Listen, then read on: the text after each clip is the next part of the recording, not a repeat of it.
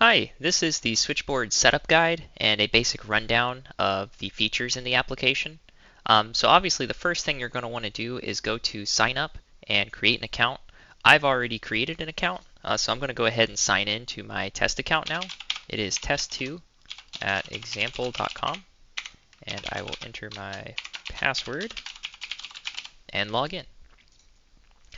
Okay, so the first thing that you're going to see when you sign into a brand new account is this config screen ready to get filled out. Uh, there's really just two steps to setting up Switchboard. The first is this left card, Twilio API credentials.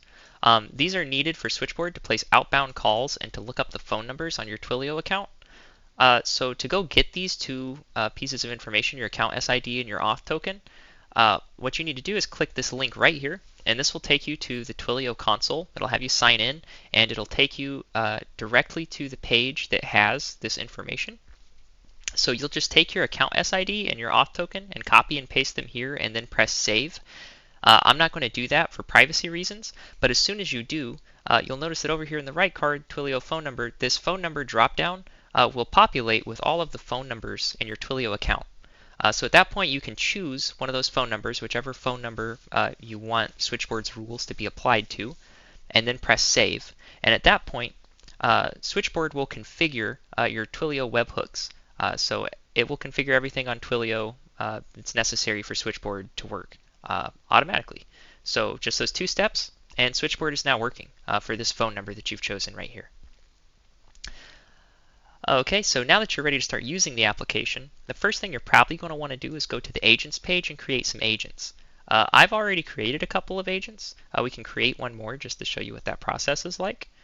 So we'll create Brandon Doe, give him a phone number. We have to include the +1 country code. Okay. And then I'm going to gloss over this page really quick, and we're going to go ahead and go to callers, and we will be back. So callers, we're going to go ahead and add a caller. We'll make Brenda Doe and assign her to an agent. We'll go ahead and assign her to John and press save. Okay, so of course an agent is someone in your organization who's going to be receiving calls, and callers are going to be calling in. So these are, clients effectively, or patients, something like that. And so at this point, now that Brenda has been assigned to John, John is her agent, whenever Brenda calls the number that you chose in the config, she will be connected directly to John, and she will only see the phone number that you set up in the config. So John's personal cell phone, his cell phone number, will be protected. That won't be exposed to Brenda. It's also possible to do an outgoing call to one of the callers by pressing the callback button. So we're going to call Brenda, the phone number on file, and we can call her as any of the agents that we have set up.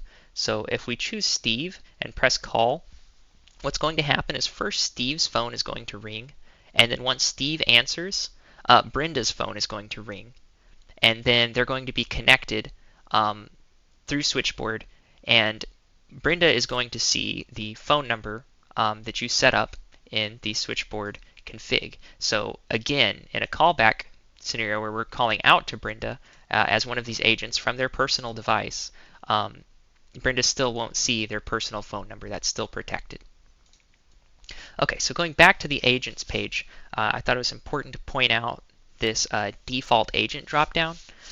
So whoever you set as the default agent is who is going to receive calls from callers that are not yet mapped to an agent. So we only have one caller listed here, Brenda. Every other phone number in the world that calls in to your phone number that you set up in the config is going to be directed to your default agent. So one very simple use case for this, actually, if you had no callers, you just wanted to have agents, several people basically on call, you could switch between your default agents, and this would be a very simple one-person on-call rotation.